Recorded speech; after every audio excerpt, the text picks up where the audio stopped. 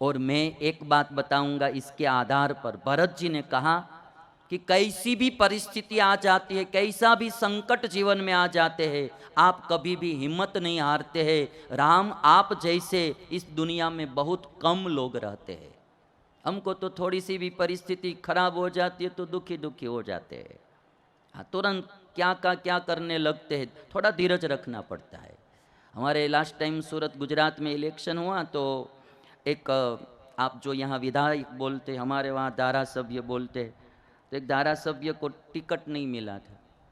तो मेरे पास आए थे, तो मैंने कहा कि क्यों आपको टिकट नहीं मिला? तो कहा कि ये तो पार्टी का निर्णय है, देते हैं तो भी ठीक है, नहीं देते हैं तो भी ठीक है। देते हैं तो हम काम करेंगे, नहीं देंगे तो भी हम पार्टी के लिए काम करेंगे। अच्छी समझ वाले लोग होते हैं तो ऐसा होता है, और नहीं होता है तो इधर से उधर, उधर से उधर, उधर से उधर।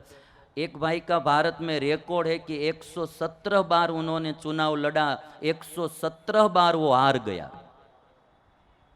दक्षिण भारत का एक आदमी का रिकॉर्ड है, वो भी ये हमारी दुनिया की सब ये लिम्का बुक में रिकॉर्ड दर्ज किया गया है। 117 बार, 170 बार, 17 नहीं 170 बार वो चुनाव लड़ा। वो माने सबके सामने चुनाव लड़ा है, राष्ट्रपति का चुनाव भी लड़ा है, मुख्यमंत्री के सामने, या आप देख लीजिए तो प्रधानमंत्री, सबके सामने, और सबके सामने वो हार गया है।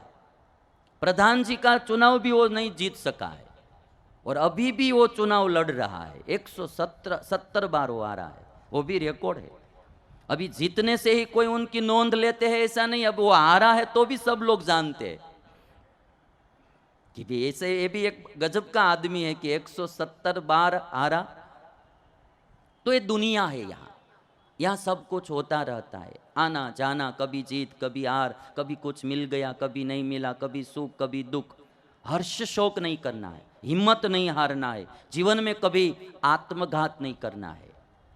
राम को राजगद्दी मिलने वाली थी और वन मिला, राम ने कभी कुछ सोचा नहीं, वो अंधश्रद्धा में नहीं गए, वो कहीं अपने हाथ की रेखा दिखाने के लिए रामचंद्र भगवान नहीं गए कि हमारी हाथ की रेखाओं में क्या है।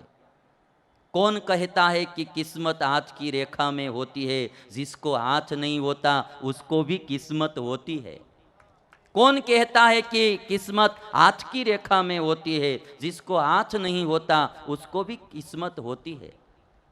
इसीलिए कभी राम हाथ दिखाने के लिए नहीं गए, कभी रामचंद्र भगवान कोई जादू टोना में नहीं गए। उन्होंने सोचा कि हम दिल से काम करते रहेंगे, फल तो ऊपर वाले को देना है, वो एक न एक दिन देगा ही देगा। और दिल से काम करना है, दिल से काम करना है, निस्वार्थ भाव से काम करना है। कभी भी कोई संकट जीवन में आ जाए, मुश्किल आ जाए, हिम्मत मत हारना। आजकल सुइसाइड के केस बढ़ते जा रहे हैं, राम के जीवन में से सीखना है। वर्ल्ड हेल्थ ऑर्गेनाइजेशन वाला ने एक रिपोर्ट दी है कि 40 सेकंड में एक आत्महत्या इस दुनिया में हो रही है। 1 मिनट पूरा नहीं होता है दुनिया में तो एक आत्महत्या, एक सुइसाइड का केस होता है। पहले सास से दुखी होकर उबकर पुत्र वधू ही आत्मघात करती थी, आत्महत्या करती थी। आजकल युवा पीढ़ी आत्महत्या कर रही है। थोड़ी थोड़ी चीज़ों में, छोटी छोटी चीज़ों में डिप्रेशन में आ जाते हैं, दुखी हो जाते हैं। अब मेरा क्या होगा, अब आगे क्या होगा, अब मेरा क्या होगा, अब मैं जीवन जी नहीं सकूंगा, अब मैं कुछ कर नहीं पाऊंगा, और मर जाते हैं। कोई जहर खा लेते हैं, कोई फांसी लगा लेते हैं। सभी भाइयों और बहनों को मेरी विनंती है, कैसा भी देश काल विपरीत हो जाए, कैसा भी संकट जीवन में आ जाए, कैसी भी मुश्किल जीवन में आ जाए, कभी भी आत्महत्या नहीं करना, सुइसाइड नहीं करना। हाँ, यदि आपको ऐसा लग रहा है कि अब मैं संसार में रहने लायक नहीं रहा हूँ, तो हरिद्वार और ऋषिकेश में जाकर सन्यासी बनकर भगवान का भजन करना और जीवन यापन करना, किंतु मरना नहीं। दाल रोटी तो दुनिया में कहीं भी मिल जाएगी। ऐसा अच्छा मनुष्य का जन्म मिला है तो इस मनुष्य के जन्म को हमको ऐसे ही आत्महत्या करके गवा नहीं देना चाहिए। या तो कोई समाज सेवा में लग जाओ, देश की सेवा में लग जाओ, या कोई आश्रम में रहकर समाज सेवा में, धर्म की सेवा में लग जाओ, भगवान का भजन करो, किंतु मरना नहीं है। आत्मा स्वामीनारायण भगवान ने 200 साल पहले शिक्षापत्री में लिखा कि क्रोध से भी आत्महत्या नहीं करना, कुछ भी जहर खाकर गले में फांसी लगाकर भी कभी भी आत्महत्या नहीं करना। एक लड़का था, आजकल तो पढ़ने वाले बच्चे भी 12वीं कक्षा बोर्ड की कक्षा में पढ़ रहा था, 12वीं कक्षा में बोर्ड की एग्जाम थी। तो जब 12वीं कक्षा की शुरुआत हुई थी तो लड़का अपने पिताजी से कहता था कि मैं 90+ % लाऊंगा 12वीं कक्षा में, और साइंस लिया था उन्होंने 12वीं कक्षा में। बाद में वो मोबाइल में चढ़ गया आदमी। आजकल मोबाइल विद्यार्थियों का जीवन और समय बर्बाद कर रहा है। और जब से हमारे धीरू भाई के लड़कों ने मोबाइल में नेट फ्री बना दिया, हाँ जियो में, तब से तो सब लोग बस मोबाइल में ही ऐसे ही मोबाइल ही घुमाते रहते हैं। यहाँ भी पबजी का तो नहीं होगा कि पबजी खेलते रहते, यहाँ भी हमारे आजकल गुजरात में तो बच्चे पबजी गेम आदि आई है तो पबजी गेम ही खेलते रहते और समय बर्बाद करते रहते। तो ये बच्चा भी कुसंग के कारण मोबाइल में समय बिगाड़ने लगा और 12वीं कक्षा में पिताजी से कहा था, कमिटमेंट किया था कि मैं 90+ % लाऊंगा। पिताजी ने कहा कि यदि 90+ लाएंगे आप तो मैं आपको एक 4 व्हील गाड़ी भेंट में दूंगा। किंतु एक कुसंग के कारण कुमार्ग पर चला गया और 12वीं कक्षा में वो नापास हुआ, फेल हुआ। मित्र के साथ रिजल्ट लेने के लिए स्कूल गए थे, आ रहे थे तो अपने मित्र से कहा कि मेरा जो रिजल्ट है वो मेरे पापा को दे देना। मैं अब ये मुंह मेरे पापा को नहीं बता सकूंगा क्योंकि मैंने कहा था कि 90+ % लाऊंगा और मैं तो नापास हुआ, फेल हुआ। मैं अब आत्महत्या करके मर जाता हूँ, नदी में कूदकर मैं मर जाऊंगा।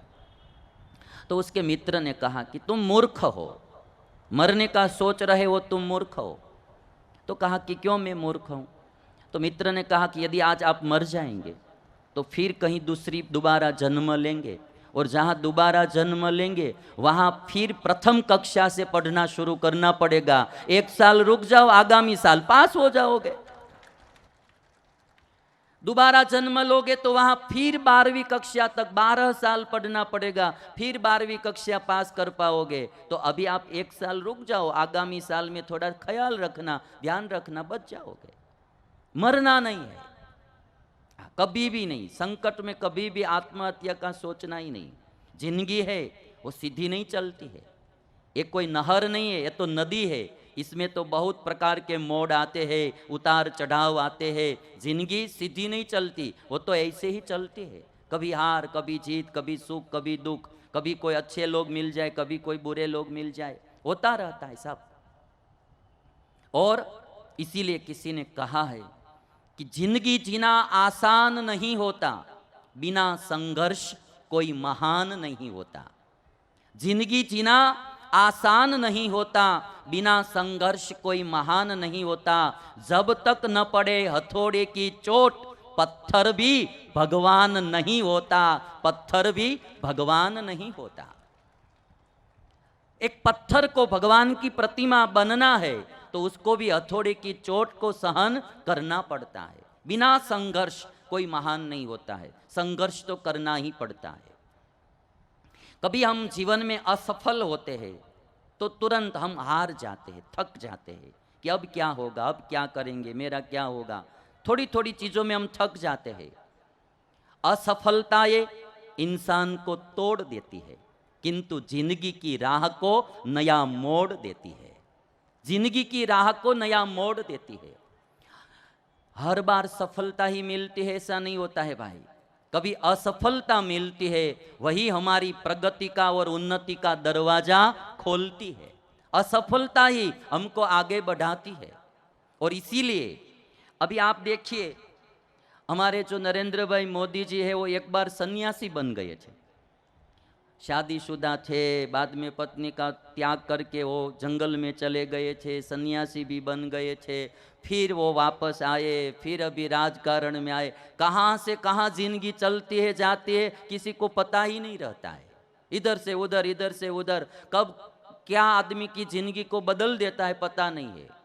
कभी आप पिक्चर देखने के लिए जाते हैं और यदि फिल्म अच्छी नहीं है और आप ऊब जाते हैं और छोड़कर चले जाते हैं तो ये अच्छी बात नहीं। इंटरवल के बाद भी फिल्म अच्छी भी आ सकती है।